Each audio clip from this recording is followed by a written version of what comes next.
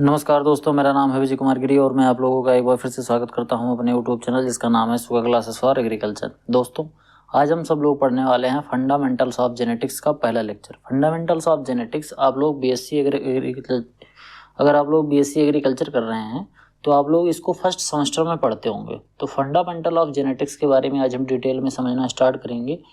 इसमें जो पूरा सिलेबस है वो सिलेबस मैं पूरा कंप्लीट कराऊंगा, जिसमें आज हम इस लेक्चर में पढ़ने वाले हैं इंट्रोडक्शन के बारे में, और इसके साथ साथ हम पढ़ेंगे अर्लियर कॉन्सेप्ट ऑफ हेरिडिटी और साइंटिस्ट एंड डिस्कवरी। कहने का मतलब ये है कि जेनेटिक्स का सबसे पहले तो हम इंट्रोडक्शन पढ़ेंगे कि फंडामेंटल ऑफ जेनेटिक्स जो है उसमें जेनेटिक्स कहते किसे हैं। इसके साथ साथ हम ये भी पढ़ेंगे कि पहले जो अवधारणा थी जेनेटिक्स को लेकर, जेनेटिक्स में कौन कौन से वो दिए गए थे, अवधारणाएं दी गई थी कि कोई एक जो करेक्टर है वो उसके माता पिता से किस तरीके से आता है। तो अलग अलग करेक्टर दिए गए थे, अलग अलग थ्योरीज दी गई थी। उन सभी थ्योरीज के बारे में डिटेल में समझेंगे।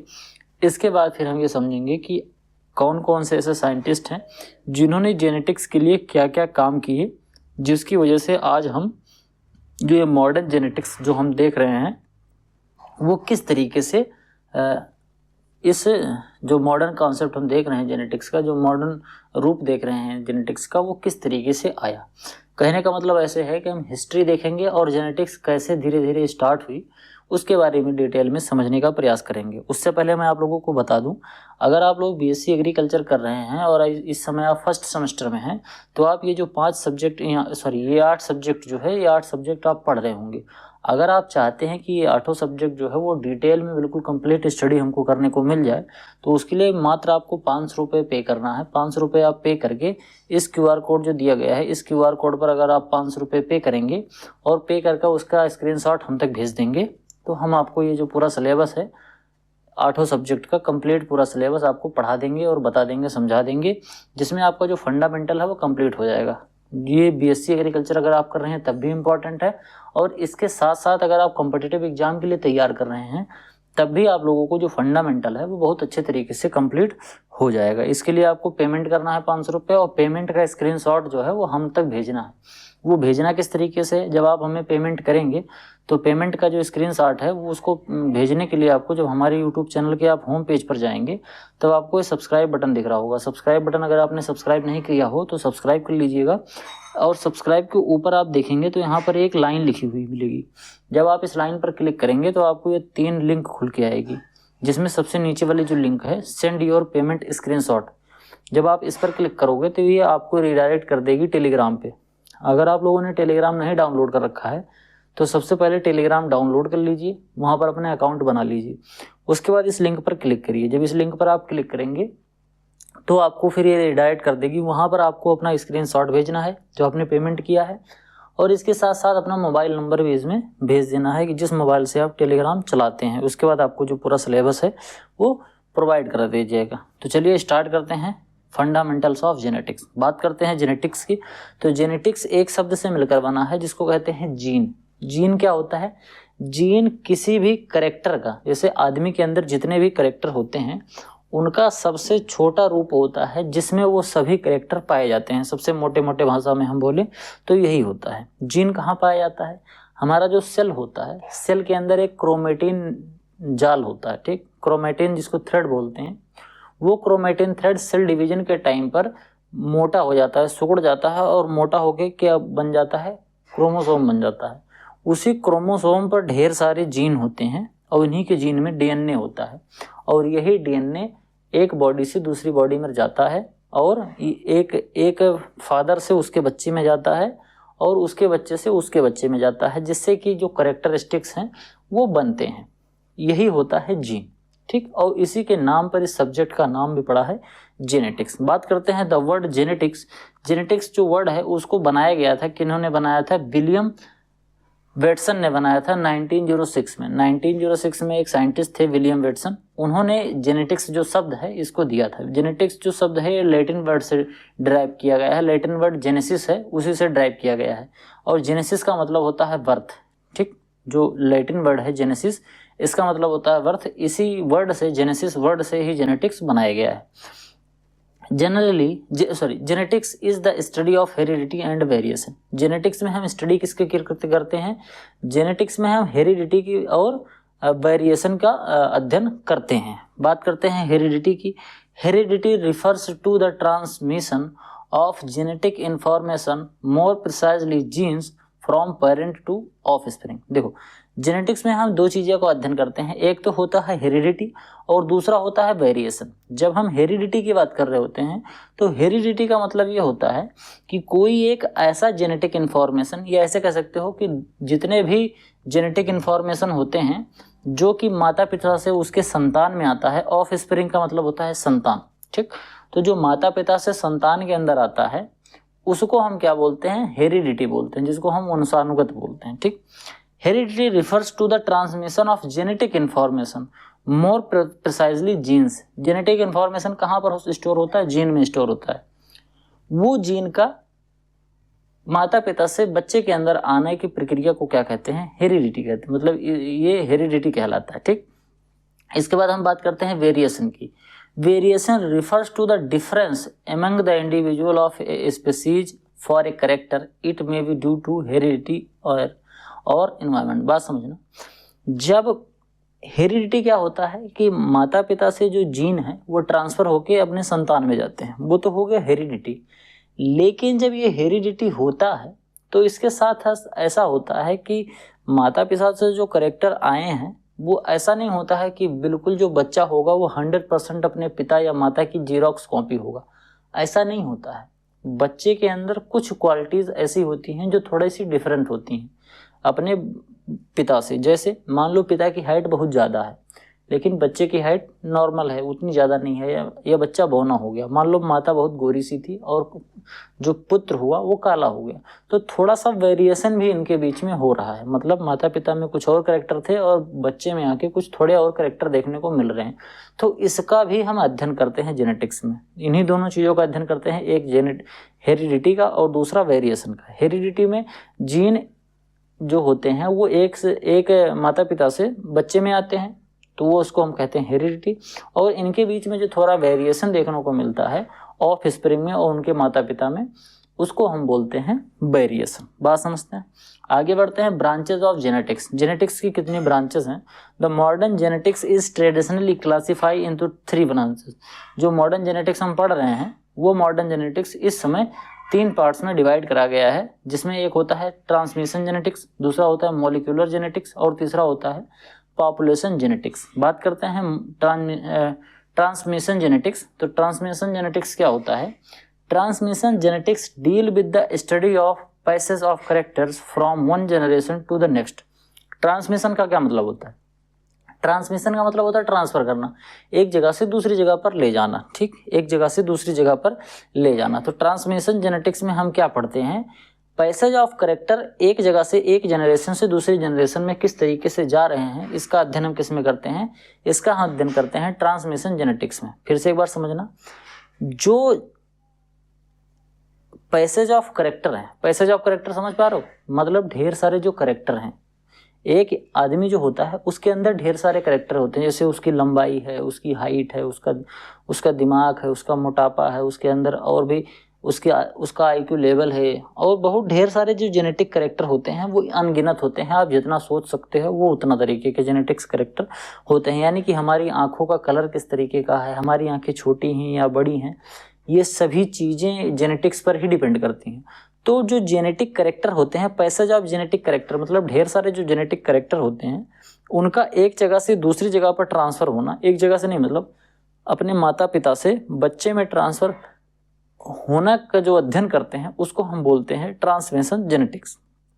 It studies mainly through breeding experiment in individual organ. इसकी स्टडी जो हम करते हैं वो ब्रीडिंग एक्सपेरिमेंट करके करते हैं, क्योंकि जब हम ब्रीडिंग कर रहे होते हैं तभी जो ट्रांसफ़र ऑफ कैरेक्टर्स होता है, यानी कि जब बच्चा पैदा होगा तभी तो उसके कैरेक्टर इसमें आएंगे। तो ट्रांसफ़र जो कैरेक्टर का होता है वो कब होता है? बच्चे के जन्म पे होता है। और इसकी प्रक्रिया किस तरीके से आती है? बच्चे जो जन्म लेने की प्रक्रिया होती है वो ब्रीडिंग के थ्रू आती है। जब हम ब्रीडिंग का एक्सपेरिमेंट करते हैं उससे हम ये ट्रांसमिशन जेनेटिक्स का अध्ययन कर पाते हैं। तो आगे हम बात करें, it also encompasses It also encompasses the basic principles of genetics such as the relationship between chromosome and heredity, the arrangement of gene on chromosome and gene mapping। जब हम इसको पढ़ रहे होते हैं तो जब इसका जो बेसिक प्रिंसिपल है ट्रांसमिशन जेनेटिक्स का, जैसे रिलेशनशिप क्या है क्रोमोसोम और हेरिडिटी में, जो क्रोमोसोम होता है इसका हेरिडिटी से क्या संबंध होता है, जो अरेंजमेंट है जीन का वो क्रोमोसोम पर किस तरीके से होता है, जीन का जो अरेंजमेंट, जैसे भी मैंने बताया कि जितने भी जीन होते हैं ये सभी क्रोमोसोम पर पाए जाते हैं, तो इनका अरेंजमेंट क्रोमोसोम पर किस तरीके से होता है उसको, और जीन की मैपिंग, जब जीन के अंदर जो कैरेक्टर होते हैं उनकी मैपिंग जब हम करते हैं तो ये सभी चीज़ें हम कहाँ पढ़ते हैं, ट्रांसमिशन जेनेटिक्स में पढ़ते हैं, ट्रांसमिशन जेनेटिक्स में। It has important practical application in the development of new variety in plants and animal। जैसे मैंने बताया कि ट्रांसमिशन जेनेटिक्स में कैरेक्टर जो ट्रांसफर होते हैं उसी का अध्ययन किया जाता है, उसके प्रतिपेक्ष में बात किया जाता है जेनेटिक्स में। तो इसका अध्ययन करके जब हम ये जान पाते हैं कि कौन सा जीन ट्रांसफर हो रहा है और किस तरीके से ट्रांसफर हो रहा है, जो जीन ट्रांसफर हो रहा है उसका कैरेक्टरिस्टिक्स क्या है, जब ये सब चीज़ें हम जान पाते हैं तो नई नई हम वैरायटी डेवलप कर पाते हैं, चाहे वो प्लांट में अच्छी अच्छी वैरायटीज़ डेवलप करना हो या फिर हम चाहे गाय भैंस भेड़ बकरियों में जो नई नई प्रजातियां डेवलप करते हैं वो इसी ट्रांसमिशन जेनेटिक्स की मदद से ही करते हैं। As Mendel pioneer his approach to genetics it is frequently called as Mendelian genetics और क्लासिकल जेनेटिक्स। मेंडल ने जो भी स्टडी अपनी करी थी, मेंडल ने जो मटर पे स्टडी करी थी, आप लोगों ने इंटर में थोड़ा सा पढ़ा होगा, अगर एग्रीकल्चर से होंगे तो भी पढ़ा होगा, अगर आप बायो से होंगे तो भी पढ़ा होगा, मैथ वाले नहीं पढ़े होंगे, लेकिन मैथ वाले जो होंगे उन्होंने भी एक बार हाई स्कूल में थोड़ा बहुत पढ़ा होगा, मेंडल के जो तीनों लॉ हैं वो पढ़ा होगा, मटर पे उनका प्रयोग है ये भी आप लोगों ने पढ़ा होगा। तो मेंडल ने जो मटर का प्रयोग पढ़ा था, एक तरीके से अगर हम देखें तो वो भी एक ट्रांसमिशन जेनेटिक्स ही था, वो भी एक कैरेक्टर का ही अध्ययन कर रहे थे कि कोई एक कैरेक्टर माता पिता से बच्चे में किस तरीके से जाता है, इसी का अध्ययन मेंडल कर रहे थे। बात करते हैं मॉलिक्यूलर जेनेटिक्स का। Molecular genetics involve the study of chemical nature of gene. Gene का जो केमिकल नेचर होता है, जीन का स्ट्रक्चर कैसा है, इसका ऑर्गेनाइजेशन कैसा है, and function at molecular level, gene का जो मॉलिक्यूलर लेवल पर किस तरीके से वो फंक्शन करता है, इन सभी चीज़ों का हम अध्ययन करते हैं किसमें, मॉलिक्यूलर जेनेटिक्स में। जीन का जब हम बारीकी से अध्ययन करते हैं कि जीन के अंदर क्या क्या है, किस तरीके से डीएनए है, डीएनए में क्या क्या चीज़ें हैं, किस तरीके से इसका ऑर्गेनाइजेशन है, किस तरीके से इसका स्ट्रक्चर है, जीन का स्ट्रक्चर कैसा है, किस तरीके से जीन फंक्शन कर पा रहा है, इन सभी चीज़ों का हम अध्ययन किस में करते हैं, मॉलिक्यूलर जेनेटिक्स में करते हैं। It include the cellular approach, cellular process of replication, transcription and translocation and also gene regulation which is the process of control of expression on the genetic information। बात समझना, जब आगे हम आपको जीन पढ़ाएंगे तो जीन में बताएंगे कई चीज़ें होती हैं। जीन में रिप्लिकेशन होता है जिसको हम जेनेटिक इंजीनियरिंग के थ्रू करते हैं, कई बार नेचुरली भी होता है, रिप्लिकेशन होता है, ट्रांसक्रिप्शन होता है, ट्रांसलोकेशन होता है, रेगुलेशन होता है, ये सभी चीज़ें नेचुरली भी होती हैं और इसको आर्टिफिशियली किया भी जाता है, जिसको फोर्सफुली कराया भी जाता है। इसकी मदद से एक डिजायरेबल करेक्टर संतान में लाने की प्रक्रिया करी जाती है कि जिससे कोई डिजायरेबल करेक्टर संतान में आ जाए।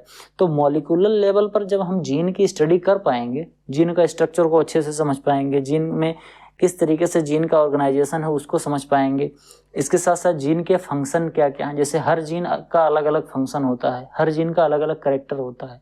जब हम इसको मॉलिक्यूलर लेवल पर, सूक्ष्म लेवल पर जाके जब अच्छे से पढ़ पाएंगे, अच्छे से समझ पाएंगे, तब ही हम जाके उसमें एक डिजायरेबल चेंज लाने की प्रक्रिया को कर पाएंगे। उसको हम करते कैसे हैं, जीन का रिप्लिकेशन करके, जीन्स का ट्रांसक्रिप्शन करके, जीन्स का ट्रांसलोकेशन करके, या फिर जीन को रेगुलेट करके, उनका रेगुलेशन करके।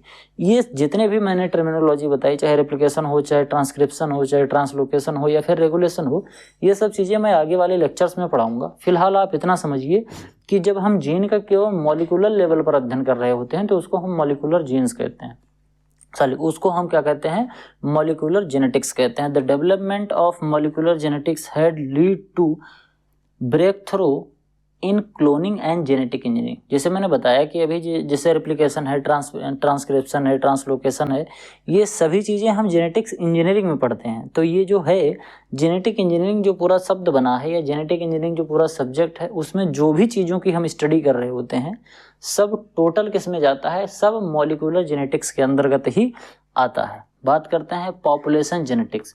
Population genetics is the study of the variation of genes between and within population of a species and its change over time and space. It is important in evolutionary studies, as evolution is just the change in the genetic makeup of population over time. ध्यान से समझना, population genetics में हम क्या पढ़ते हैं। जैसे मैंने अभी बताया कि दो तरीके की जो जेनेटिक्स है, एक तो ट्रांजिशन वाली और दूसरी मॉलिक्यूलर। इसमें हम बात करते हैं पॉपुलेशन जेनेटिक्स में, जब हम ढेर सारी पॉपुलेशन का अध्ययन कर रहे होते हैं और ये अध्ययन कर रहे होते हैं कि एक लंबे समय तक चलते चलते जेनेटिक्स में किस तरीके की वेरिएशन देखने को मिलती है। जैसे आदिमानव से धीरे धीरे चलते चलते, जंगली मानव से चलते चलते निएंडरथल मानव, फिर जावा मानव, पेकिंग मानव, फिर होमो सैपियंस आया और आज का आधुनिक मानव बना। इनका जब हम जेनेटिक स्टडी करने लगेंगे तो इसको बोलते हैं पॉपुलेशन जेनेटिक्स। तो इस तरीके से जो तीनों जेनेटिक्स होती है, जेनेटिक्स के जो तीन ब्रांचेज हैं, इस तरीके से तीनों में अलग अलग तरीके से चीज़ों को अध्ययन किया जाता है। ये तीनों आपस में इंटर रिलेटेड होती हैं, तीनों बिल्कुल अलग अलग नहीं हैं, तीनों आपस में इंटर रिलेटेड होती हैं। बात करते हैं importance and application of genetics की। जेनेटिक्स का क्या क्या इम्पोर्टेंस है और इसका एप्लीकेशन किस तरीके से हम लोग करते हैं अपने जो हमारा दैनिक जीवन है या एग्रीकल्चर में जेनेटिक्स का क्या इम्पोर्टेंस है, आखिर हम क्यों जेनेटिक्स को पढ़ रहे हैं।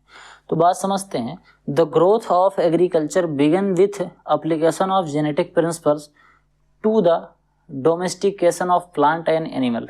ये ग्रोथ जब एग्रीकल्चर का स्टार्ट हुआ, उसी के साथ साथ जेनेटिक्स के प्रिंसिपल का भी धीरे धीरे जो ग्रोथ था, प्रिंसिपल था, इसके सिद्धांत का भी धीरे धीरे विकास होना स्टार्ट हुआ। चाहे जब हम एनिमल या फिर किसी भी प्लांट का प्रोडक्शन कर रहे थे तो उसका जैसे जैसे ग्रोथ होता गया, एग्रीकल्चर का जिस तरीके से ग्रोथ होता गया, धीरे धीरे करके जेनेटिक्स का भी ग्रोथ होता गया। Now the major crop and animals use in agriculture has undergone extensive genetic alteration to the better yield and other desirable traits such as disease resistance, pest resistance, Bt cotton, special nutritional qualities, example golden rice and several other traits। ध्यान से समझना, मैं आपको एक example बताता हूँ। गेहूं पहले क्या होता था, गेहूं 1 हेक्टेयर में 3 कुंटल पैदावार करता था।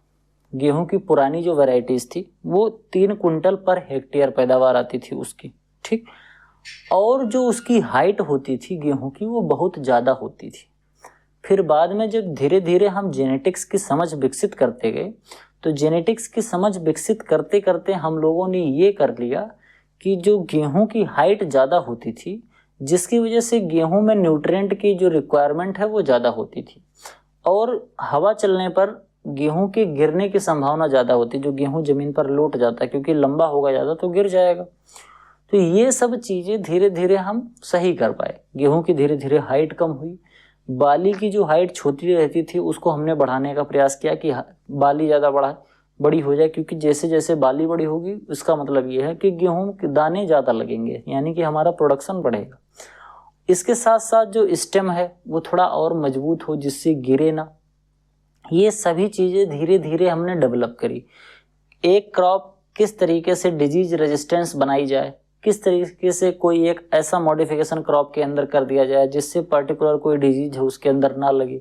कोई ऐसा इंसेक्ट जो है, जैसे अगर हम कॉटन की बात करें तो कॉटन में पिंक बॉल वर्म लगता है, जो एक कीट होता है जो कि जो कपास होता है, कपास को खा लेता है। उसका जो कपास का जो बॉल होता है उसको खा लेता है, उसमें छेद कर देता है, जिससे जो रेशे निकलते हैं कपास के वो अच्छे नहीं निकलते हैं।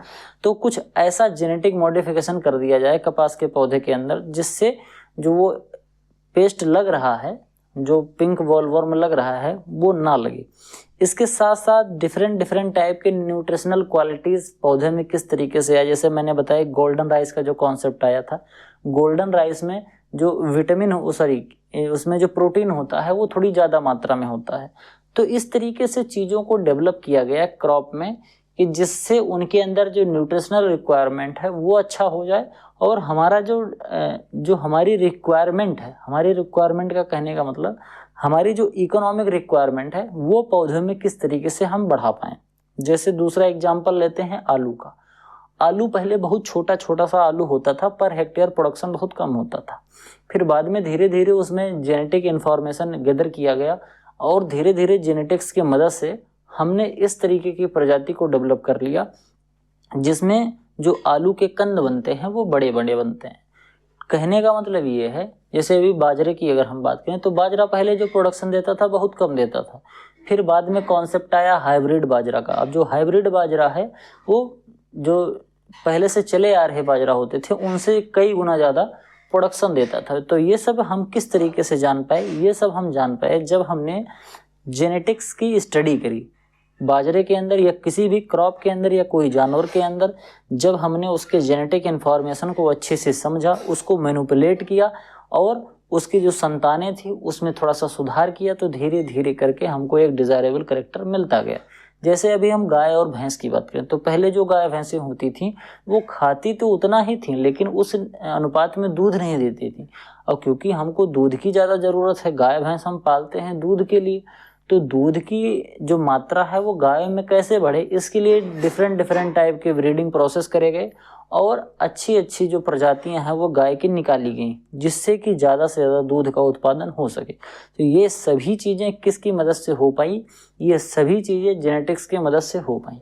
हम मानव में बात करें तो मानव में कई बार ऐसा होता है कि कुछ ऐसे डिजीज़ होती हैं जो कि जेनेटिक होती हैं। अगर माता पिता में वो रोग था तो संतान में संभावना है कि संतान में वो रोग ट्रांसफ़र हो जाए। तो जब हमने जेनेटिक्स को जाना, अच्छे से समझ पाए, तो हमने ये भी जाना कि इस जीन की वजह से ये डिजीज़ ट्रांसफ़र हो रही है। फिर बाद में उस जीन में हमने बदलाव किया कि जिससे ये जो बीमारी पहुंच रही है उसके माता पिता से बच्चे में जेनेटिकली वो ना पहुंच पाए। तो ये सभी इम्पोर्टेंस है जेनेटिक्स का, जो कि धीरे धीरे जब हम स्टडी करते गए हमने जेनेटिक्स के बारे में डिटेल में समझा, जीन का समझा, जीन के फंक्शन को समझा, डीएनए क्या होता है उसको समझा, किस तरीके से करैक्टर ट्रांसफ़र होता है, किस तरीके से उसको हम रिड्यूस कर सकते हैं, किस तरीके से उसको मॉडिफाई कर सकते हैं। ये सभी चीज़ें जब हम जान पाए तो धीरे धीरे करके डिफरेंट डिफरेंट चीज़ें जो हमारे लिए अच्छी थी उसको हमने डेवलप किया। जैसे an understanding of genetics is artificial to the student of an understanding of genetics is critical to the student of biology, and it provide one of biology's unifying principles. All organisms use nucleic acid for their genetic material and encode genetic information in the same manner। ये सभी चीज़ें हम लोग पढ़ते हैं। बात करते हैं development of better breed in animals has been made possible with the due knowledge of their pedigree and genetics in pharmaceutical industry generally modified fungi. Pharmaceutical जो इंडस्ट्री है उसमें फंजाई और बैक्टीरिया का यूज करके किस तरीके से हम सिंथेसाइज करके न्यूरॉन्स वाले ड्रग्स बनाते हैं, कैसे हम जो फूड एडिक्टिव जो चीज़ें होती हैं उसको हम सही कर पाते हैं, ग्रोथ हार्मोन को हम बना पाते हैं, जैसे इंसुलिन जो होता है जो शुगर के मरीज होते हैं उनको दिया जाता है। इसके बाद क्लॉटिंग फैक्टर जो होता है, इन सभी चीज़ों को कॉमर्शियल लेवल पर हम प्रोड्यूस कर पाए। यानी कि जो फार्मास्यूटिकल इंडस्ट्री है वो अभी बहुत हद तक जेनेटिक्स पे डिपेंड करती है। जेनेटिक्स की स्टडी करके ही फार्मास्यूटिकल इंडस्ट्री में जो दवाएँ हैं वो बनाई जाती हैं। बायोटेक्नोलॉजी में अगर हम बात करें इंडस्ट्री में, उसमें एम्ब्रायो मॉलिकुलर जेनेटिक्स टेक्निक का उपयोग करके डेवलप किया जाता है, एक अच्छा मास प्रोड्यूस किया जाता है compound of commercial value. The molecular genetics technique have also been used to develop high efficient bacteria. हम एक हाई एफिशिएंट बैक्टीरिया का डेवलपमेंट कर पाते हैं मॉलिकुलर जेनेटिक्स की मदद से।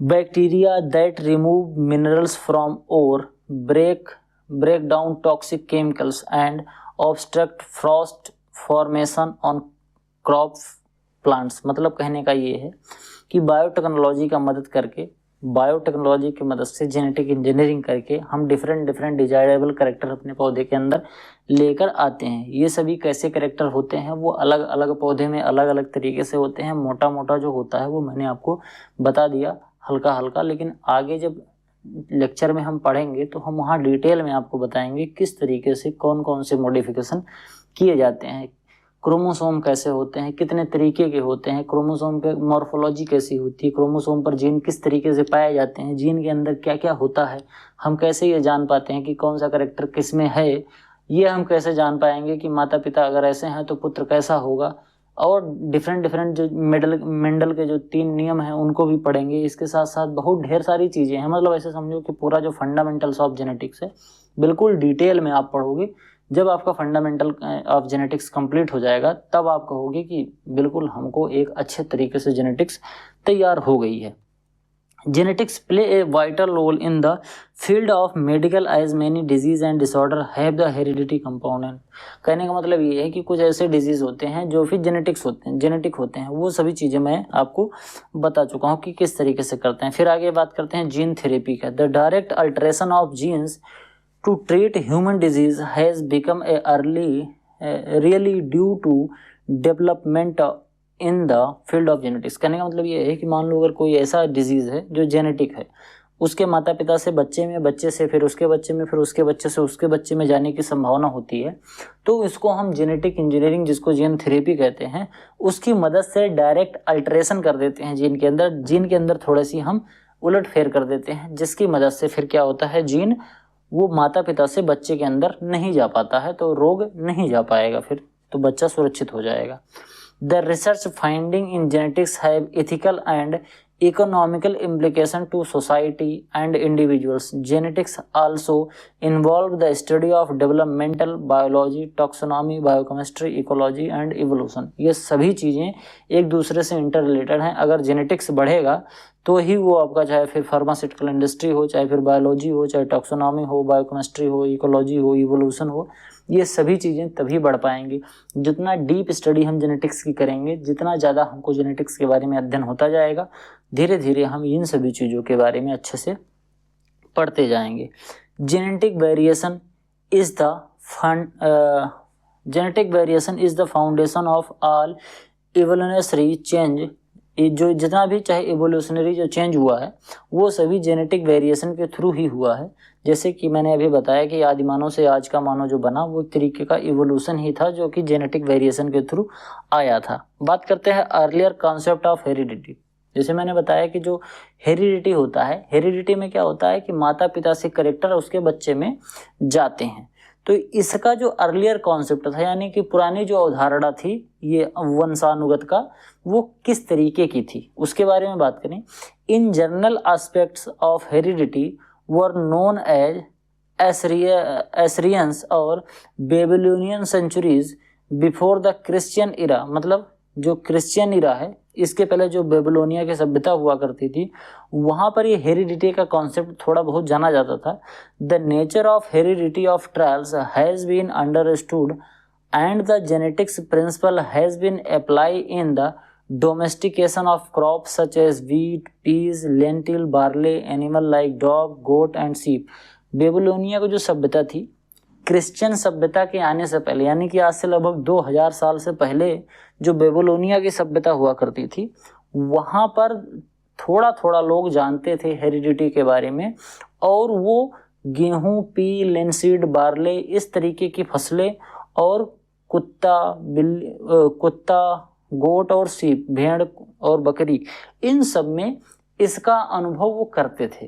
कहने का मतलब, अगर कोई एक ऐसी गाय है जो बहुत ज़्यादा दूध देती है तो उसका जो ऑफस्प्रिंग आएगी वो भी बहुत अच्छा दूध देगी। कोई एक ऐसी गोट है जो बहुत हट्टी कट्टी है तो उसका जो ऑफस्प्रिंग आएगी वो थोड़ी हट्टी कट्टी होगी। इस तरीके का जो होता था, थोड़ा सा जो अनुभव है, ये पहले से ही होता था। जैसे इंडिया में कहा जाता था कि जैसे जेकर माई बाप तैसे तेकर लड़का, एक कहावत कही जाती थी ना, जैसे घर का जैसे जेकर माई बाप ते सत्य का लड़का, मतलब पहली वाली लाइन नहीं याद रही, दूसरी लाइन में याद आ रहा हूँ। कहने का मतलब जिसके माता पिता जिस तरीके से होते हैं उसकी संतान भी वैसे ही होती है। तो ये एक तरीके से ये जो कहावत है ये हेरिडिटी से थोड़ी सी इन्फ्लुएंस है। कहने का मतलब हेरिडिटी का जो कॉन्सेप्ट है वो इस तरीके से यहाँ लिया जाता था। डिटेल में स्टडी तो नहीं लोग कर पाए थे, लेकिन थोड़ा थोड़ा अनुभव लोगों को था। This had lead to the development of agriculture and fixed human settlement as early as 700 BC. Babylonians and Assyrians developed date palm variety that different in fruit colour size and ripening time. उन्होंने Babylonia की जो सभ्यता थी वहाँ पर उन्होंने खजूर की वैरायटी है वो डेवलप कर ली थी आज से लगभग 700 BC before Christ, 700 before Christ, यानी बोले तो ऐसे समझ सकते हो कि लगभग 2700 साल पहले की ये बात है जब ये चीज़ें हो रही थी। They noted that female palm tree produce fruit only when their flower are dusted with pollen and that the pollen parent had a marked effect on the quality of fruit produced by the female parent। कहने का मतलब ये है कि उस समय आज से लगभग 2700 साल पहले बेबीलोनिया के लोग जब डेट पाम की वैरायटी डेवलप कर रहे थे तो उन्होंने ये चीज़ भी ऑब्जर्व करी थी कि जब फीमेल जो डेट पाम का पौधा होता है उस पर जब मेल डेट पाम का जो फ्लावर होता है उसको लाकर ऐसे ऊपर उसके रगड़ देते हैं, जैसे फीमेल का फ्लावर ये है और मेल का फ्लावर ये, इसको तोड़ के यहाँ से जब ला के इसके ऊपर रगड़ देते थे अच्छे से। कहने का मतलब ये पॉलिनेशन करा देते थे, आज की भाषा में इसको कहते हैं पॉलिनेशन करा देते थे। लेकिन उस समय लोग कहते थे कि इसको तोड़ के लाओ यहाँ करा दोगे तो अच्छा डेट पाम निकलेगा, मतलब जो हमारा ईल्ड है डेट पाम का, खजूर की जो ईल्ड है वो बढ़ जाएगी। तो एक तरीके से अगर समझो तो ये भी हेरिडिटी का थोड़ा थोड़ा इनको अंदाजा हुआ करता था। This effect is known as metaxenia. Around 4000 BC the Chinese accepted to improve rice variety. Rice की वेराइटी आज से 4000 साल पहले, मतलब 4 तो 6000 साल पहले की बात है, तब ये चाइना के लोग ये थोड़ा थोड़ा करते थे। मतलब कि जब हमारी जो ह्यूमन सिविलाइजेशन है इसको हेरिडिटी के बारे में थोड़ा थोड़ा तो अनुभव बहुत पहले से ही था। वो इसके ऊपर डिटेल में स्टडी भले नहीं कर पाते थे क्योंकि बहुत मॉलिक्यूलर लेवल पर होता है, बहुत सूक्ष्म लेवल का जीन होता है, इसको समझना और इस पर स्टडी करना काफ़ी मुश्किल होता है। लेकिन वो जो मॉर्फोलॉजी देख के थोड़े से उसके जो करेक्टरिस्टिक्स है उसको देख के समझ के ये लोग करते थे। इसीलिए इंडिया में कहा जाता था कि जब कोई दो लोग शादी करते हैं तो उनकी पिछले 7 पुश्तें किस तरीके से थी उनके बारे में भी लोग जानते थे। जब अरेंज मैरिज होती थी तो चाहे पुत्र का साइड हो और चाहे पुत्री का साइड हो, दूल्हा दुल्हन दोनों की साइड के पिछले 7 पीढ़ियों तक लोग देखते थे कि किस तरीके के लोग हैं। तो ये 7 पीढ़ियों का क्या कॉन्सेप्ट था, ये भी एक हेरिडिटी का ही कॉन्सेप्ट था जिससे वो जान पाए कि करेक्टर कैसा है, लड़के की तरफ के लोगों का करेक्टर कैसा है, लड़की की तरफ के लोगों का करेक्टर किस तरीके का है। ये कॉन्सेप्ट बहुत ही पहले से था। हाँ, मॉडर्न रूप में नहीं था लेकिन ये था उस समय भी। Majority of biologist at the time of Mendel believe that the theory of spontaneous generation that primitive organism organize from non living matter. जब मेंडल का जो बिलीव था, इसके पहले मेजॉरिटी ऑफ जो बायोलॉजिस्ट थे मेंडल के टाइम के, वो सोचते थे कि जो लिविंग मैटर बना है, यानी कि जो कोई एक जीव बना है, वो नॉन लिविंग थिंग से बना है। नॉन लिविंग थिंग आपस में जुड़े और जुड़ के कुछ इस तरीके की प्रक्रियाएं हुई उनके अंदर जिससे वो लिविंग थिंग बन गए। मतलब उनके कहने का मतलब था कि नॉन लिविंग जो बीइंग है, नॉन लिविंग जो थिंग्स हैं, यही मिलके फिर लिविंग थिंग्स बनाती हैं। इस तरीके से पहले मेंडल के समय के जो वैज्ञानिक थे वो लोग माना करते थे। बात करते हैं जो अर्लियर कॉन्सेप्ट था हेरिडिटी का, उसमें जो सबसे पहला था वो है preformation theory of Swammerdam. Preformation theory of Swammerdam. According to preformation theory the egg and sperm contain the miniature copy of adult called homunculus which later enlarged during development। कहने का मतलब ये है कि जो परफॉर्मेशन थ्योरी थी जो कि स्वमेरडम ने दी थी। उनका ये कहना था कि जो एग होता है या फिर स्पर्म होता है, एग कहने का मतलब फीमेल पार्ट और स्पर्म कहने का मतलब मेल पार्ट। मेल का जो रिप्रोडक्टिव पार्ट होता है उसको कहते हैं स्पर्म, और जो फीमेल का रिप्रोडक्टिव पार्ट होता है उसको डिनोट किया गया है एग से। तो ये जो एग और स्पर्म होते हैं ये एक तरीके के मिनिएचर एडल्ट कॉपी होते हैं मेल और फीमेल के। कहने का मतलब जैसे कोई एक मेल है, मेल का मिनिएचर यानी कि मेल का जो सबसे छोटा रूप वो किस में आ जाएगा, वो स्पर्म में आ जाएगा। वही कहने का मतलब कि जितने भी कैरेक्टरिस्टिक्स हैं, जितने भी गुण दोष दशा हैं, वो सभी केवल स्पर्म में आ गए, ठीक। और जो फीमेल है उसके जितने भी गुण दोष थे, उसके जितने भी कैरेक्टरिस्टिक्स थे वो किस में आ गए, वो एग में आ गए। लेकिन ध्यान से समझना, यहाँ वो बात नहीं हो रही है। ऐसे समझो यहाँ मिनिएचर की बात हो रही है, मतलब बिल्कुल उसी तरीके से, यानी कि अगर हम एग को बिल्कुल जूम करके देखें तो उसमें एक महिला के नाक, कान, आंख, दांत, मुंह ये सब दिखेगा। ये कॉन्सेप्ट पहले हुआ करता था परफॉर्मेशन थ्योरी का। समझ रहे हो मिनिएचर का क्या मतलब है? बिल्कुल सूक्ष्म रूप में वो चीजें, जैसे एग में तो होता है, माता के पूरे कैरेक्टर एग में होते हैं, लेकिन उस तरीके से नहीं होते हैं कि वहां पे थोड़ा सा माथा होगा, आंख होगी, नाक होगी। जो एग होता है उसमें ये सब चीजें नहीं होती हैं, वहां पर तो दूसरी चीजें होती हैं। लेकिन पहले यही माना जाता था कि वो बिल्कुल मिनिएचर होता है, जो एग होता है वो बिल्कुल मिनिएचर होता है। उसमें ऐसे समझो कि जैसे आंख, नाक, हाथ, पैर, पेट, पीठ सब कुछ होता है, लेकिन बहुत मिनिएचर में, वही एग में। इस तरीके से स्पर्म में भी माना जाता था, ठीक। It impact that all traits would be inherited from only one parent. अब ध्यान से समझना, ये माना जाता था कि एग और स्पर्म ये दोनों मिनिएचर हैं। एग जो है वो फीमेल का मिनिएचर है और जो स्पर्म है वो मेल का मिनिएचर है। तो जो पैदा हुआ, अगर लड़की पैदा हुई तो ये माना जाएगा कि जो एग था वही बड़ा हो पाया और स्पर्म बड़ा नहीं हो पाया। जब स्पर्म बड़ा होगा तो ये लोग मानते थे कि हाँ ये लड़के का कैरेक्टर आ गया, लड़का पैदा हुआ तो यानी स्पर्म हो गया। ये लोग मानते थे कि केवल एक ही कैरेक्टर जो है, एक ही, जैसे लड़का हुआ तो केवल पिता पे जाएगा और लड़की हुई तो वो माता पे जाएगी। वो माता का जो एग था उसी से केवल लड़की का निर्माण हुआ, उसमें स्पर्म का कोई रोल नहीं होता था। ये परफॉर्मेशन थ्योरी बताती थी। Although many observations suggested that offspring possess a mixture of traits from both parent, performationism remain a popular concept through 17th and 18th century। 17वीं और 18वीं शताब्दी तक जो परफॉर्मेशन थ्योरी थी ये पॉपुलर रही। हालांकि उस समय भी लोगों ने इसका जो थोड़ा सा वो था, इसकी पॉपुलरिटी थी, उसको थोड़ा सा लोगों ने चैलेंज करने का कोशिश किया था।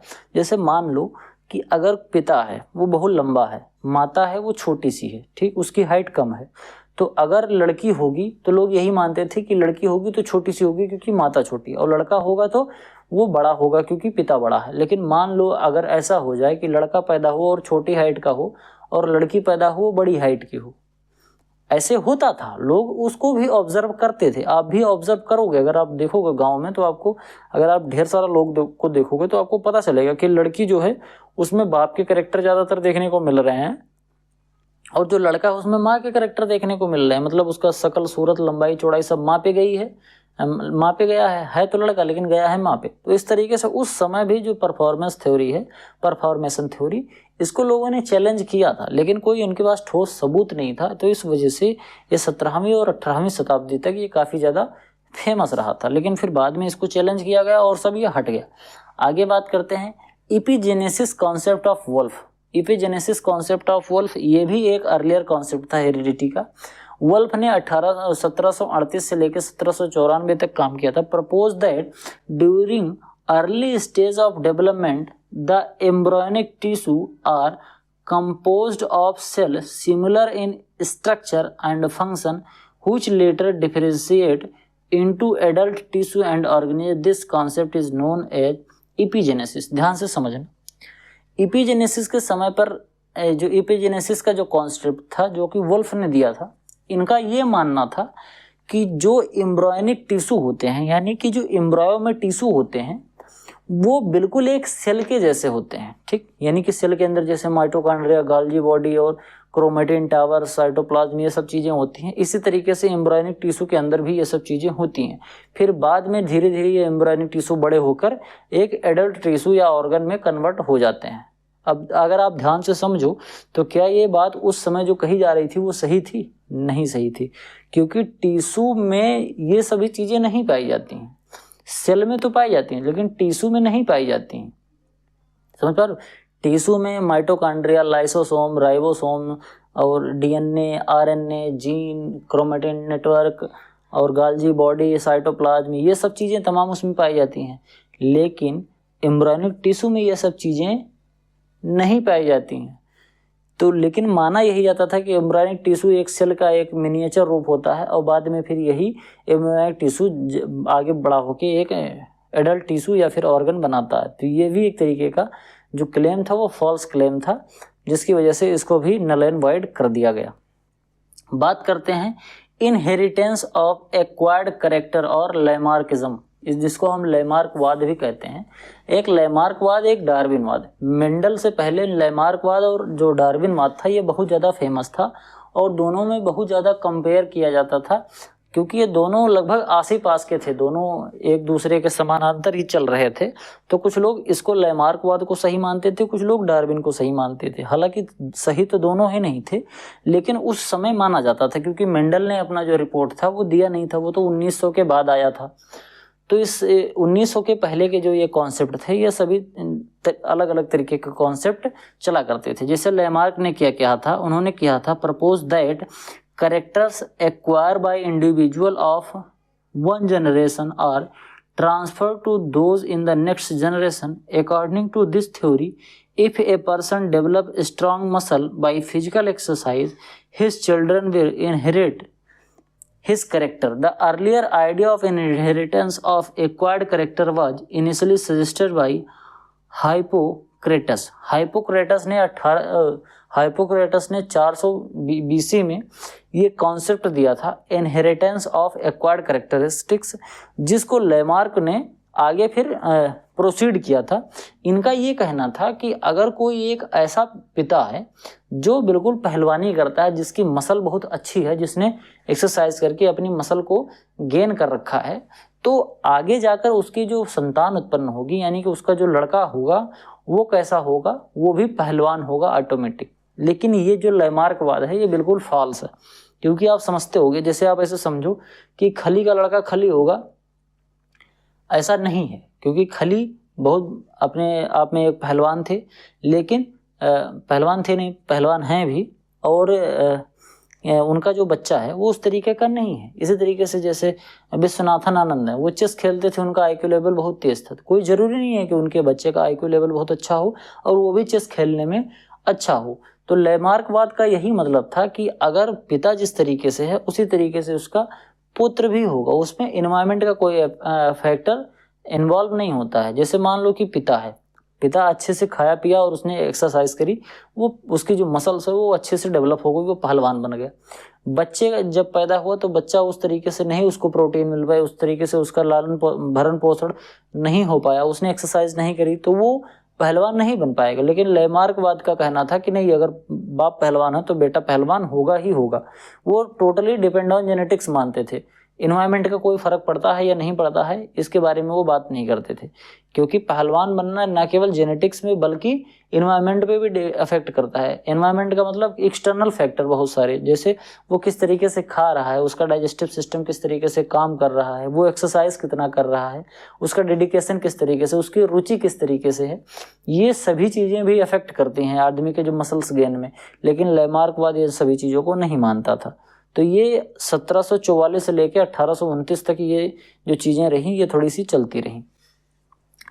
बात करते हैं pangenesis theory of Charles Darwin. अब चार्ल्स डार्विन ने क्या दिया था, पैनजेनेसिस थ्योरी दिए थे। Charles Darwin propose the concept of pangenesis according to which the particles called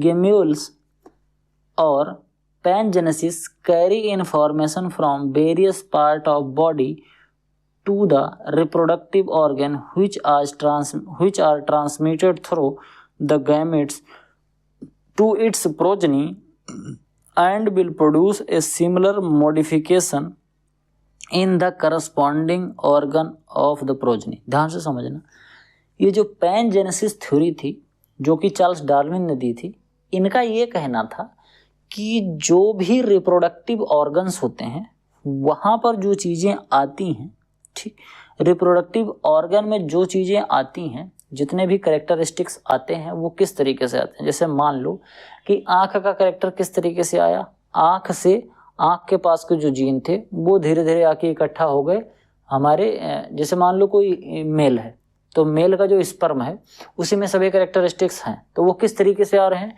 जैसे आँख के पास का कोई चीज़ है तो आँख के पास से वो आ गया, स्पर्म में इकट्ठा हो गया।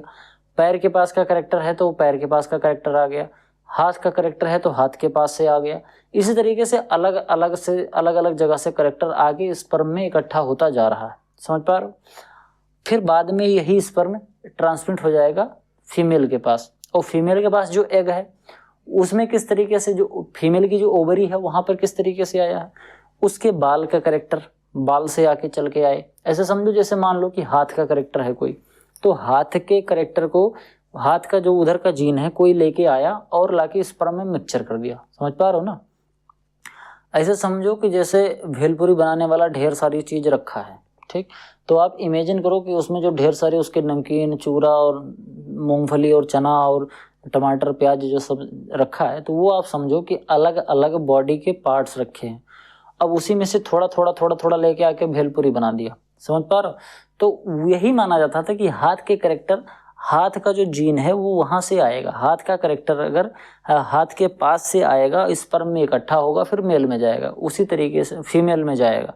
उसी तरीके से फीमेल की ओवरी में पूरी बॉडी के जितने भी कैरेक्टर हैं वो धीरे धीरे आके ओवरी में इकट्ठा हो जाएंगे, फिर ओवरी और स्पर्म का आपस में फ्यूजन होगा, फिर बच्चा बन जाएगा, ठीक। तो इसको बोलते हैं पैनजेनेसिस थ्योरी, ये चार्ल्स डार्विन ने दी थी। तो इसको फिर बाद में क्या किया गया, इस कॉन्सेप्ट को इनकरेक्ट बताया गया, और फिर इसके बाद चार्ल्स डार्विन की जो थ्योरी थी इसको गलत किया गया। कैसे गलत किया गया उसको अभी मैं आगे बताऊंगा, लेकिन चार्ल्स डार्विन का जो यही मानना था कि जो पैनजेनेसिस था उसमें कहा गया कि जो गैमूल्स या फिर पैनजेनेसिस होते हैं ये कैरी इन्फॉर्मेशन बॉडी के अलग अलग पार्ट से लेके आते हैं। जैसे यहाँ आप ध्यान से समझिए, सर का जो कैरेक्टर है ये भी आके स्पर्म में इकट्ठा हो गया, हार्ट का कैरेक्टर ये भी आके स्पर्म में, लीवर का कैरेक्टर भी आ गया, पैर का कैरेक्टर, हाथ का कैरेक्टर। इस तरीके से फीमेल की बॉडी के जितने कैरेक्टर हैं ये सभी आके वहीं एग में आ रहे हैं। फिर इसके बाद स्पर्म और एग दोनों आके फिर जायगोट बना रहे हैं और एक अच्छा बच्चा फिर जन्म ले रहा है। तो ये पैनजेनेसिस थ्योरी थी डार्विन की। फिर आगे आया जर्म प्लाज्म थ्योरी, जिसको दिया था वाइसमैनिज्म, जिसको वाइसमैनिज्म, जर्म प्लाज्म थ्योरी या फिर वाइसमैनिज्म भी इसको बोलते हैं। तो अगस्त वाइसमैन, अगस्त नाम था इनका, अगस्त वाइसमैन थे, इन्होंने प्रपोज किया था जर्म प्लाज्म थ्योरी को, and explain that the cell in the reproductive organ carry the complete set of genetic information that is passed to the gametes, and hence the change taking place in the germplasm are transmitted to the next generation। इनका क्या कहना था कि जो reproductive cells होती हैं, cells in the reproductive organ, reproductive organ में जो सेल्स होती हैं इनके पास पूरी बॉडी का जो जर्म प्लाज्म का जो कैरेक्टर होता है, पूरी बॉडी का जो कैरेक्टर होता है वो कहाँ पे होता है, वो रिप्रोडक्टिव ऑर्गन में होता है। इनका ये कहना था कि जो रिप्रोडक्टिव ऑर्गन है, बोला तो जो हमारा स्पर्म है, स्पर्म के अंदर पूरी बॉडी का जो जर्म प्लाज्म है उसका थोड़ा थोड़ा सा अंश इसमें है।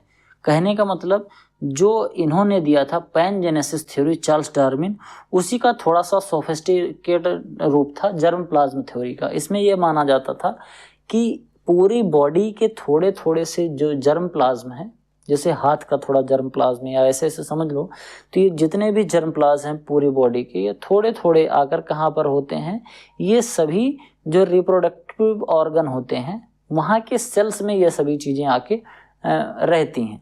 फिर बाद में ये इस तरीके से स्पर्म में आके इकट्ठा होती हैं और इधर मां से एग में आके इकट्ठा होती है और फिर बाद में जाइगोट का फॉर्मेशन होता है। तो ये जर्म प्लाज्म थ्योरी, जिसको वाइसमैनिज्म बोला जाता है, इसको भी दिया था अगस्त वाइसमैन ने दिया था। बात समझना, वाइसमैन फिर disapprove the theory of inheritance of acquired characters and pangenesis. इन्होंने क्या किया था, वाइसमैन, अगस्त वाइसमैन ने, जो कि जर्म प्लाज्म थ्योरी इन्होंने दिया था। तो जर्म प्लाज्म थ्योरी, क्योंकि दोनों का लगभग, चाहे पेंजेनेसिस वाली थ्योरी हो चाहे जर्म प्लाज्म वाली थ्योरी हो, दोनों लगभग थोड़े थोड़े से सिमिलर से थे, बस थोड़ा ये सोफिस्टिकेटेड रूप था। ये जर्म प्लाज्म बोलते थे और जो पेंजेनेसिस था वो बोलता था कि बॉडी के कैरेक्टरिस्टिक्स आके सीधे सीधे जो हमारा रिप्रोडक्टिव टिश्यू होता है वहां पर इकट्ठा हो जाता है। तो उसी को इन्होंने थोड़ा सा बाद में डिसअप्रूव किया और इसके बाद डिसप्रूव करके उन्होंने अपनी थ्योरी को अच्छा बताया। He cut off the tail of group of mice of 22 successive generation and so that the tail length remain same in the descendants. ध्यान से समझना, जब इन्होंने वाइसमैन ने अपनी थ्योरी को प्रूफ करने का काम किया तो इन्होंने बताया क्योंकि पूरी बॉडी के जो जर्म प्लाज्म होते हैं वो सेल के अंदर पहले से ही होते हैं। ध्यान से समझना, जो पैनजेनेसिस थ्योरी हुई वो बताती थी कि बॉडी के जितने भी कैरेक्टर हैं वो अलग अलग टाइम पर आके, मतलब सब वहाँ से आके और सब आके स्पर्म में इकट्ठा हो जाते हैं, फिर बाद में वो फीमेल के पास फीमेल में जाते हैं और जाइगोट बनाते हैं, फिर आगे की प्रक्रिया होती है। तो वो बताते हैं कि कैरेक्टर अलग अलग जगह से इस तरीके से आते हैं। फिर बाद में जब इन्होंने जर्म प्लाज्म थ्योरी दी तो इसमें इन्होंने बताया कि जो सेल्स होते हैं, रिप्रोडक्टिव ऑर्गन वाले जो सेल्स वाले जो टिश्यूज होते हैं, वहां पर ये कैरेक्टर जर्म प्लाज्म रूप में पहले से ही रहते हैं। इसको सिद्ध करने के लिए उन्होंने क्या किया कि चूहे की पूंछ को काटना शुरू कर दिया। चूहे की पूंछ काटी, फिर उसकी मैटिंग कराई, अगली संतान आई, फिर उसकी पूंछ काटी, फिर अगली संतान आई। इस तरीके से मैटिंग करने से पहले वो चूहे की पूंछ काट देते थे। ये प्रूफ करने के लिए कि जो ये पैनजेनेसिस वाली थ्योरी है वो गलत है। क्यों? क्योंकि अगर चूहे की पूंछ से कोई कैरेक्टर आके रिप्रोडक्टिव टिश्यू में इकट्ठा हो रहा है, तो अगर चूहे की पूंछ कट गई है तो वो जो चूहे की पूंछ वाला जो कैरेक्टर है वो तो आएगा नहीं, क्योंकि अगर अब तो पूंछ कट गई है तो वहां के कैरेक्टर कैसे पहुंच पाएंगे। जैसे मान लो पैर नहीं है तो पैर अगर कट गया तो पैर वाला कैरेक्टर कहाँ से पहुंच पाएगा, जब पैर ही नहीं है तो उसका कैरेक्टर वहां तक पहुंचेगा कैसे। तो ये करके जो पैनजेनेसिस थ्योरी थी, इन्होंने जो अगस्त वाइसमैन थे, इन्होंने इसको थोड़ा सा डिसप्रूव किया। इनकी जो थ्योरी थी वो जर्म प्लाज्म के हिसाब से थी, यानी कि जो रिप्रोडक्टिव जो ऑर्गन होता है वहां पर जर्म प्लाज्म में ये चीजें पहले से होती हैं। तो अगर हम पूंछ काट देंगे तब भी, क्योंकि अब जर्म प्लाज्म में पूंछ की कैरेक्टर हैं। जैसे जब पैदा हुआ चूहा, जब पैदा हुआ तो उसके पास पूंछ के जो कैरेक्टर थे वो उसकी रिप्रोडक्टिव ऑर्गन में पहले से ही पहुंच गए। समझ पा रहे हो? तो अगर पहले से ही पहुंच गए तो हम चाहे पूंछ काट दें चाहे हाथ काट दें, लेकिन जो रिप्रोडक्टिव टिश्यू है वहां पर जर्म प्लाज्म जो है उसने पूंछ के कैरेक्टर पहले ही अपने पास रख रखा है, तो वहां से फिर उसको नई पूंछ मिल जा रही है। इनका कॉन्सेप्ट तो ये था। खैर कॉन्सेप्ट दोनों का ही गलत था, लेकिन अब यहाँ पर पैनजेनेसिस वाली थ्योरी हटा दी गई और ये वाली जो इनकी जो थ्योरी थी जर्म प्लाज्म थ्योरी, ये आगे बढ़ाई गई। इसके बाद फिर कास्टेलो और फिलिप ने, इन्होंने क्या किया कि ट्रांसमिट किया एक ovary of black guinea pig into a albino guinea pig.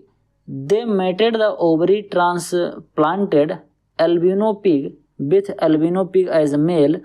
All the pangenesis had black fur. If the theory of inheritance of acquired characters and pangenesis theory were correct, all the progenies of the above mating must be albino, but all were black colored. ध्यान से समझना, दो scientist थे castle और Philip. इन्होंने क्या किया, एक काली, इसको मैं समझाने के लिए बता रहा हूँ, ब्लैक गुइनिया पिग, एक काली पिग थी और दूसरी कैसी थी, एल्बिनो पिग थी। दो तरीके की सूअर थी, एक तो काली थी और एक एल्बिनो थी। एल्बिनो थोड़ा सा ऐसे जो पिंक कलर की सूअर होती है उस सूअर की जो बात हो रही है, पिंक या थोड़ी सफ़ेद कलर की जो सूअर होती है उसकी बात हो रही है। अब एक ब्लैक कलर की सूअर थी और एक एल्बिनो कलर की सूअर थी, ठीक। तो इन्होंने क्या किया कि ब्लैक कलर का जो सूअर की ओवरी थी उसको निकाल लिया ब्लैक कलर के सुअर की जो ओवरी थी उसको निकाला और एल्बिनो वाली सुअर में डाल दिया। ठीक, अब ओवरी पहुंच गई कहाँ? एल्बिनो वाले में। किसकी ओवरी है? ब्लैक कलर वाले सुअर की। ब्लैक कलर वाले सुअर की ओवरी निकाली और एल्बिनो कलर वाली जो सुअर थी उसकी ओवरी में डाल दिया। अब डालने के बाद, अब क्योंकि वहाँ पर ओवरी डाल दिया है, तो इसके बाद एक दूसरा जो मेल था, एल्बिनो कलर का जो सुअर था वो मेल, इधर तो फीमेल का दोनों का ट्रांसफर हो, काला, जैसे मान लो ये काला है, ये काली सुअर है और एक एल्बिनो कलर की सुअर है और ये मेल है। अब इसकी ओवरी निकाल कर इसके अंदर डाल दी और फिर ये दोनों बिल्कुल सेम कलर के हैं, लेकिन ये फीमेल है और ये मेल है, इन दोनों की आपस में मैटिंग करा दी। ठीक, अब जो बच्चा पैदा हुआ वो किस कलर का होना चाहिए? अगर पैनजेनेसिस वाली थ्योरी सही है तो ओवरी जब इसके बॉडी में आ गई, इस काली वाली की जो ओवरी थी वो जब इसके बॉडी में आ गई, तो अब पैनजेनेसिस के हिसाब से इस जो एल्बिनो कलर की जो सुअर थी, इसके बॉडी का हर एक जगह से जो करेक्टर है वो एक्वायर होके आ जाना चाहिए था इस ओवरी में। ठीक, यानी कि ये जो एल्बिनो कलर की सुअर थी इसके पूरे बॉडी का जो जितना भी करेक्टर था वो सब आके इस ओवरी में इकट्ठा हो जाना था, क्योंकि ओवरी में ही आके इकट्ठा होता है। तो ओवरी यहाँ से निकाल कर यहाँ ले आया तो अब यहाँ वाला करेक्टर आके यहाँ पर इकट्ठा हो जाना चाहिए था, और जब यहाँ इकट्ठा हो गया और ये वाला जो है सुअर ये पहले से ही एल्बिनो कलर का था, तो इस वजह से दोनों की जब मैटिंग हुई तो बच्चा जो निकलना चाहिए वो किस कलर का होना चाहिए? एल्बिनो कलर का होना चाहिए। ठीक, एल्बिनो पिग होना चाहिए। लेकिन लेकिन लेकिन एल्बिनो कलर का पिग कोई नहीं हुआ। जो जितने भी बच्चे पैदा हुए सब किस कलर के हुए? वो सभी के सभी ब्लैक कलर के हुए। तो वहाँ पर ये जो पैनजेनेसिस वाली थ्योरी थी ये फिर से अप्रूव हो गई।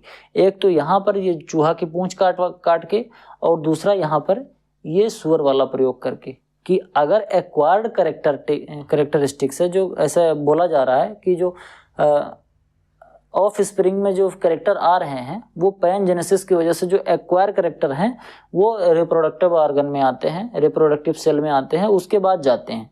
तो जब यहाँ से निकाल के ओवरी ला के यहाँ पर रखा गया तो इस वाले सुअर के जितने करेक्टरिस्टिक्स थे सब इसमें आने चाहिए थे, लेकिन नहीं आए। इसी वाले के सभी करेक्टरिस्टिक्स इसमें रह गए, यानी कि पैनजेनेसिस वाली जो चीज़ें आती हैं वो आती नहीं है, वो पहले से ही ओवरी में पड़ी रहती हैं। तो इस थ्योरी को अप्रूव कर दिया गया। और पहले से ही पड़ी रहती हैं तो ये किसको पुष्ट कर रही थी? पहले से ही पड़ी रहती हैं तो ये जर्म प्लाज्मा वाली थ्योरी को ये पुष्ट कर रही थी, जो कि वो भी गड़बड़ ही था। बात करते हैं ब्लेंडिंग इनहेरिटेंस। ब्लेंडिंग इनहेरिटेंस में क्या होता था? Biologist before Mendel believe that the medium of inheritance is liquid, possibly blood, and the offspring are a blend of both the parent। Blending theory, blending का क्या मतलब होता है? ब्लेंडिंग का मतलब मिलाना होता है। दो चीज़ों को एक में ब्लेंड कर दो, मतलब दो चीज़ों को लेकर एक में मिला दो। जैसे काला कलर ले लिया और सफ़ेद कलर ले लिया, दोनों को ब्लेंड कर दिया। जैसे लाल कलर ले लिया और सफ़ेद कलर ले लिया, लाल और सफ़ेद लेके दोनों को आपस में ब्लेंड कर दिया और पिंक कलर बन गया। तो ब्लेंडिंग इनहेरिटेंस में ये कहा जाता था, ये जो थ्योरी थी इसमें ये कहा जाता था कि जो मेल है और जो फीमेल है इन दोनों के जो करेक्टरिस्टिक्स आते हैं वो लिक्विड फॉर्म में आते हैं, क्योंकि जो मेल होता है उसका स्पर्म लिक्विड फॉर्म में होता है और फीमेल का जो एग होता है वो भी लिक्विड फॉर्म में ही डिस्चार्ज होता है, जो रेड कलर का डिस्चार्ज होता है। तो दोनों क्योंकि लिक्विड फॉर्म में होते हैं तो ऐसे माना जाता था कि ये दोनों चीज़ें जो हैं वो लिक्विड फॉर्म में हैं। तो जो हमारी जो प्रोजनी है, यानी कि जो ऑफ स्प्रिंग पैदा हो रही है, यानी कि जो बच्चे पैदा हो रहे हैं, इनके जो करेक्टरिस्टिक्स आ रहे हैं ये इन्हीं लिक्विड फॉर्म में आते हैं, जबकि ये लिक्विड फॉर्म में नहीं आते हैं। वो स्पर्म और एग होते हैं जो कि जूम करने पर वो सॉलिड होते हैं, वो प्रॉपर एक छोटे छोटे सेल्स होते हैं। ऐसे समझो कि वो लिक्विड फॉर्म में नहीं होते हैं, कुल मिला के बात ऐसे समझो। लेकिन ये माना जाता था ब्लेंडिंग थ्योरी में कि दोनों आके मिक्सचर हो जाते हैं और फिर बाद में वो एक ऑफ स्प्रिंग बनाते हैं, एक संतान बनाते हैं। उस संतान के अंदर जो करेक्टर होते हैं वो दोनों के करेक्टर मिल के होते हैं और फिर बाद में उस करेक्टर को अलग नहीं किया जा सकता, यही बोलता था।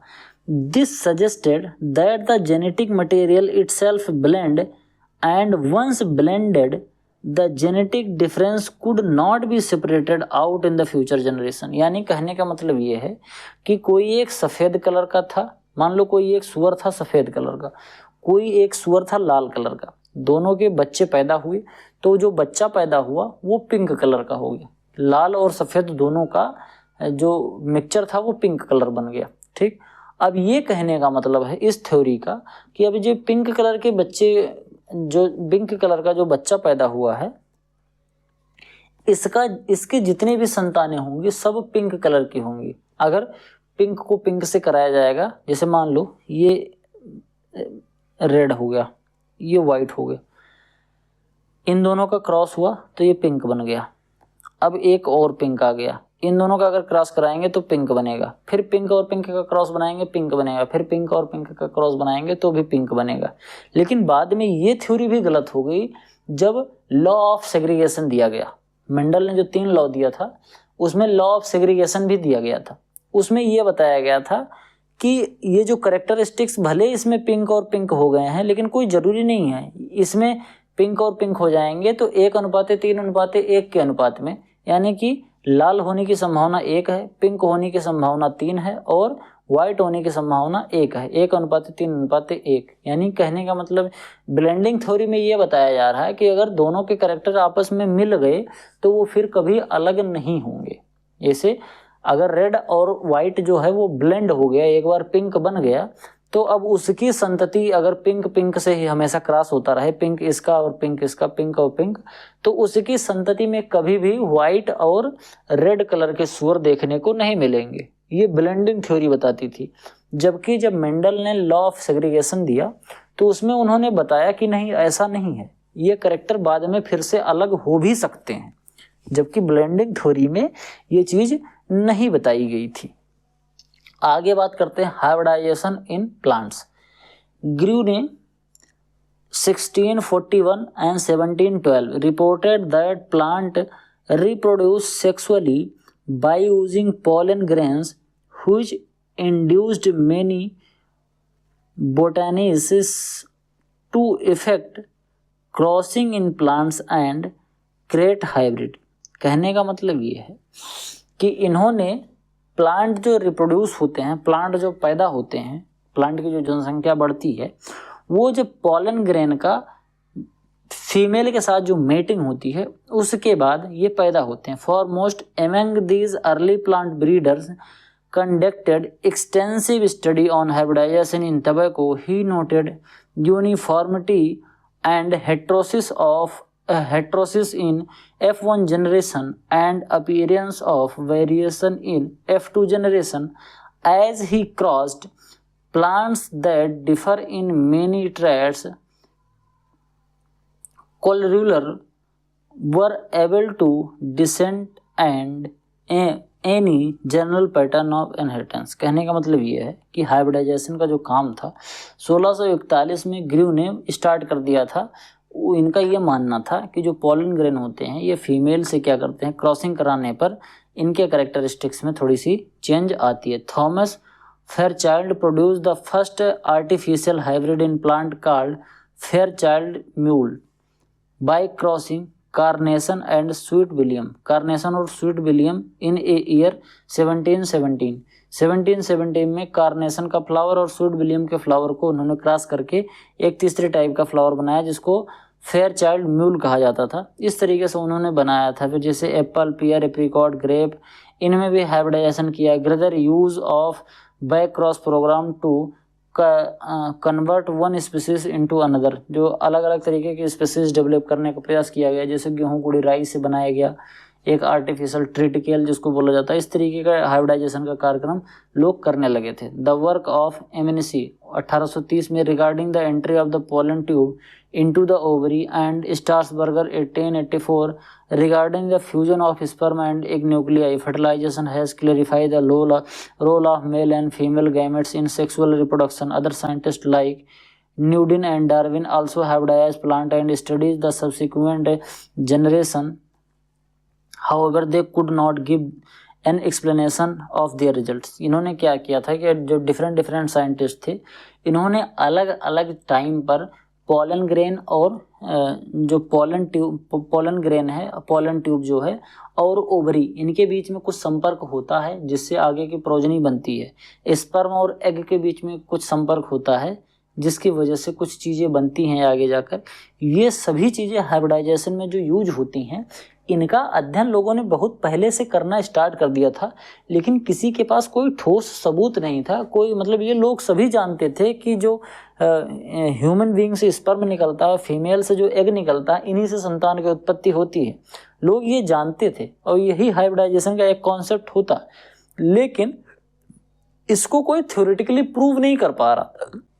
इसको प्रूव किया गया जब मेंडल ने 3 लॉ दिए, तब ये जाके धीरे धीरे प्रूव होता गया। मेंडल ने जब ये तीनों लॉ दिया था तो इसको भी आउटराइट रिजेक्ट कर दिया गया था कि ये सही नहीं है। उन्होंने एक जर्नल में पब्लिश किया था, लेकिन इसको थोड़ा सा तवज्जो नहीं मिला था। लेकिन फिर बाद में जब इसको अलग अलग, जो मेंडल का लॉ था, इसको अलग अलग 3 साइंटिस्ट इंडिपेंडेंटली तीनों ने अलग अलग स्टडी करके सेम ही रिजल्ट दिया, और बाद में जब उसको पब्लिश किया तीनों लोगों ने अलग अलग, तो बाद में पता चला कि ये चीज़ तो मेंडल पहले ही बता के गए हैं। तो इस वजह से मेंडल को क्रेडिट बाद में मिला।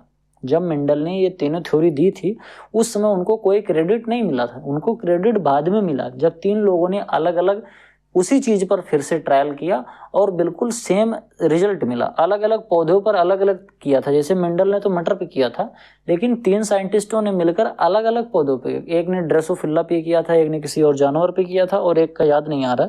तो इन तीनों ने अलग अलग किया और सेम रिजल्ट आया। थ्योरेटिकली जो रिजल्ट था वो बिल्कुल मेंडल वाला ही रिजल्ट था। तो इसलिए फिर बाद में मेंडल का जो जर्नल वाली चीज़ थी उसको फिर से वो रिकॉग्नाइज किया गया कि हाँ, ये तो पहले से ही मेंडल जी बता चुके हैं। बात करते हैं development in cytology in the 80s has a strong influence on genetics. Robert brown discovered the nucleus in 1833। बात समझना, जेनेटिक्स हम तभी पढ़ सकते हैं जब हमको माइक्रो लेवल पर पढ़ने की और उसको देखने की, समझने की जब सुविधा प्राप्त हो। रॉबर्ट ब्राउन ने जब न्यूक्लियस की खोज करी, जब सूक्ष्मदर्शी का आविष्कार हुआ, न्यूक्लियस की खोज होने लगी, क्योंकि न्यूक्लियस के अंदर ही क्रोमेटिन टावर होते हैं और इसी के बाद उसमें जीन होते हैं। तो जब इसको पढ़ पाएंगे हम, क्रोमेटिन टावर तक पहुंच पाएंगे, तभी तो हम जेनेटिक्स की चीज़ों को समझ पाएंगे। इस वजह से धीरे धीरे धीरे कुछ जो साइटोलॉजी, जो सेल का अध्ययन कर रहे होते थे, उन्होंने जब धीरे धीरे उसमें सेल के अंदर अध्ययन किया कि ये सेल है, ये माइटोकॉन्ड्रिया है, गोल्गी बॉडी है, लाइसोसोम है, ये आरएनए है, ये डीएनए है, ये जीन है, ये क्रोमोसोम है, ये क्रोमेटिन टावर है, इस तरीके से सेल डिवीजन होता है।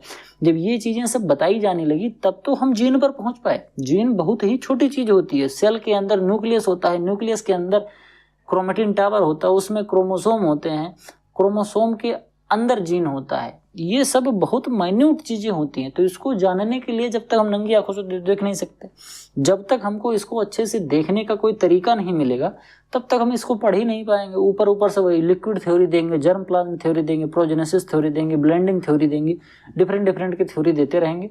लेकिन हाँ, वो चीज़ें भले ही अब काम की नहीं हो, लेकिन वो सभी चीज़ें आज तक पहुँचने में हमको मदद देती हैं। क्योंकि अगर क्यूरियोसिटी ना होती, एक पे एक गलत चीज़ें ना हो रही होती, तो अच्छी चीज़ें आज हो ही नहीं पाती। इस तरीके से फिर धीरे धीरे जाके स्टार्ट हुआ। डार्विन ने रिकॉग्नाइज किया that heredity was fundamental to evolution and he conducted extensive genetic crosses with pigeons and other organisms. In 1856, he put forth the theory of evolution through natural selection and published his idea on the origin of species. On the origin of species, however, his lack of understanding on the nature of inheritance become a major lapse in the theory evolution. evolution की theory जो Darwin ने दी थी, उन्होंने यही मान के दिया था कि जो हेरिडिटी है ये फंडामेंटल होता है और एवोल्यूशन में इसी का काम होता है। जेनेटिक प्रोसेस के थ्रू ये चीज़ें धीरे धीरे डेवलप होती हैं। लेकिन बाद में क्योंकि उनकी जो अंडरस्टैंडिंग थी इनहेरिटेंस को लेकर, ये बहुत अच्छी नहीं थी, इस वजह से इनकी जो थ्योरी थी, थ्योरी ऑफ इवोल्यूशन, ये धीरे धीरे बाद में चैलेंज करी गई और इसमें धीरे धीरे मेजर लैप्सेस देखने को मिले डार्विन की थ्योरी में। The invention of microtome for cutting thin section of tissues for microscopic explanation. Microscope में किसी चीज़ को पढ़ने के लिए हमको एक कट करना पड़ता है, किसी टिश्यू को काटना पड़ता है। तो कटिंग का जो थिन सेक्शन था, जिसको हम द इन्वेंशन ऑफ द माइक्रोटोन की वजह से हम एक पतली सी लेयर काट पाते हैं टिश्यू की, जिससे फिर हम माइक्रोस्कोप में अध्ययन कर पाएँ। इन सभी चीज़ों के आने के बाद फिर धीरे धीरे जाके ये डेवलप होना शुरू हुआ और हिस्टोरिकल स्टैंकिंग रिसर्च इन साइटोलॉजी में रिसर्च होने लगा, कोशिकाओं पर रिसर्च होने लगा। तो धीरे धीरे फिर आगे जाकर सेल पर रिसर्च होने लगा। फिर आगे बात करते हैं पार्टिकुलेट इनहेरिटेंस ऑफ मेंडल। अब आके इतने दिनों बाद तब जाके ये मेंडल आए। इतनी थ्योरी, 7 थ्योरी आगे चली गई, दी गई, हटाई गई, तोड़ी गई, ये सब चीज़ें होती रहीं।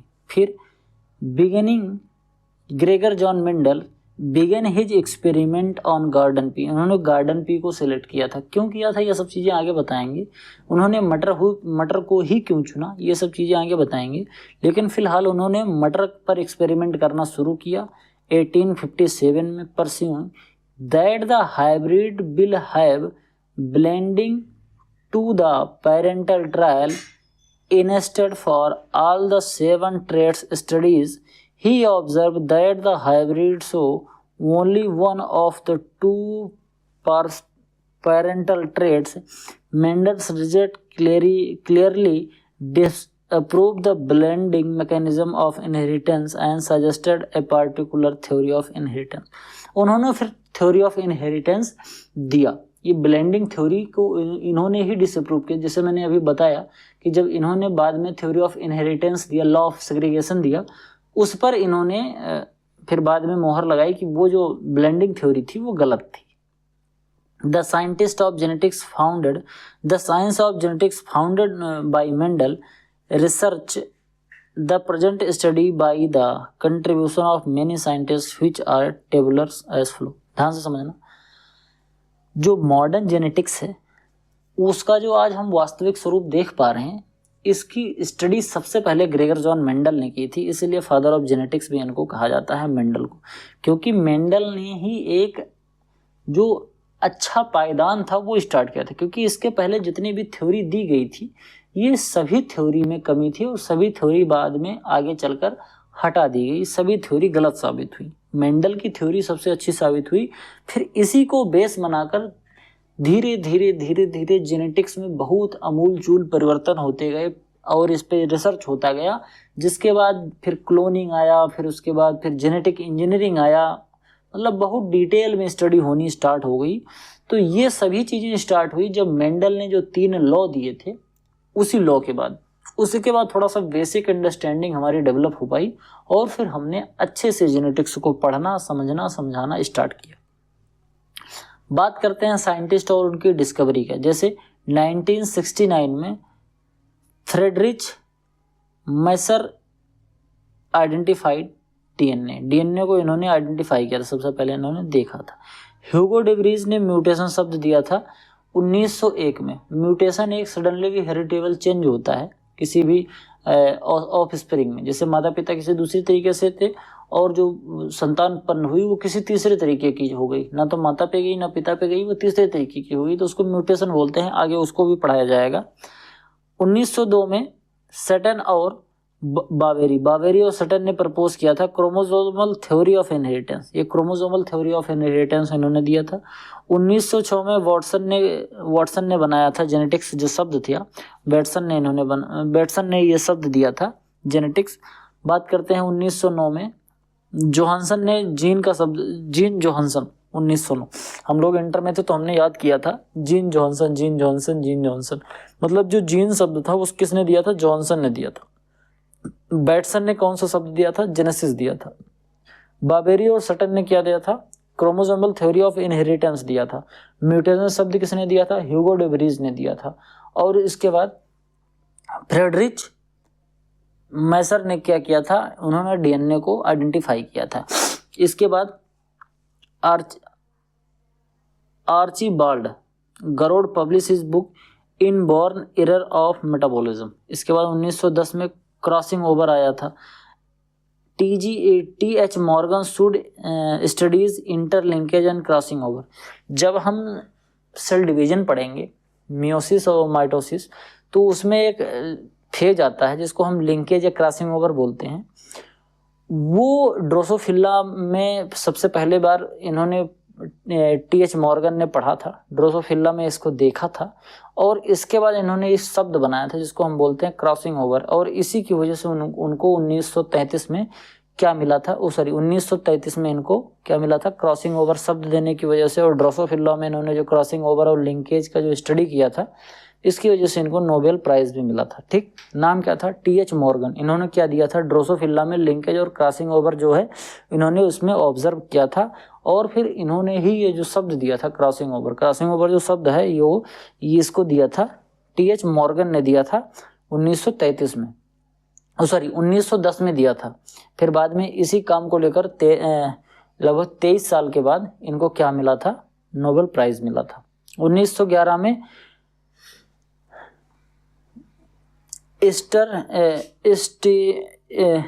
स्टरटेवंट constructed the first linkage map of Drosophila. ये थोड़ा काम का है नहीं, बाद में ये सब चीज़ें हैं, ये कोई बहुत ज़्यादा डिटेल में नहीं है। जो रेड कलर का मैंने कर रखा है वो ज़्यादा इम्पोर्टेंट है। इसके बाद फिर ABO, जैसे A ब्लड ग्रुप, B और O blood group, A positive, A negative, B positive, B negative, O blood group, ये सभी चीज़ें जो ब्लड ग्रुप का था, ये 1925 में बर्नेस्ट्रेन ने दिया था। उसके बाद 1927 में H.J. म्यूलर ने दिया था CBI टेक्निक और एक्सरे और म्यूटाजेनेसिस का, इसको म्यूटाजेंस, एक्सरे एंड म्यूटाजेंस का इन्होंने टेक्निक को बताया था 1927 में H.J. म्यूलर ने, जिसकी वजह से उनको 1946 में नोबेल प्राइज भी मिला था। इसके बाद ग्रिफिथ डिस्कवर ट्रांसफॉर्मेशन इन डाइफ्लोकोकस प्न्यूमोनी, डाइक्लोकोकस प्न्यूमोनी 1928 में इन्होंने ग्रिफिल्ड ने डिस्कवर किया था, इसके अंदर जो ट्रांसफॉर्मेशन होता है उसको। फिर इसके बाद R.A. फिशर और G.A.B.S. Haldane and Sewall Wright led the foundation of the population genetics जो मैंने बताया था उसको फिर इन्होंने दिया था। 1 जीन 1 एंजाइम, ये बेडली और टेटम ने प्रपोज किया था 1941 में, इसकी वजह से इनको 1958 में नोबेल प्राइज मिला था। इसके साथ साथ फिर धीरे धीरे अलग अलग लोगों ने ट्रांसफॉर्मेशन प्रिंसिपल्स ऑफ DNA दिया था। उसके बाद चार्ल्स ग्राफ प्रूव किया था कि DNA जो होता है, ये सब चीज़ें अलग अलग DNA पे धीरे धीरे रिसर्च करते गए लोग, अलग अलग थ्योरीज देते गए। ये सब चीज़ें पढ़ लेना, इसमें कुछ ज़्यादा बहुत मतलब ऐसा है नहीं, रॉकेट साइंस तो है नहीं, ये सब रटने वाली ही चीज़ें हैं।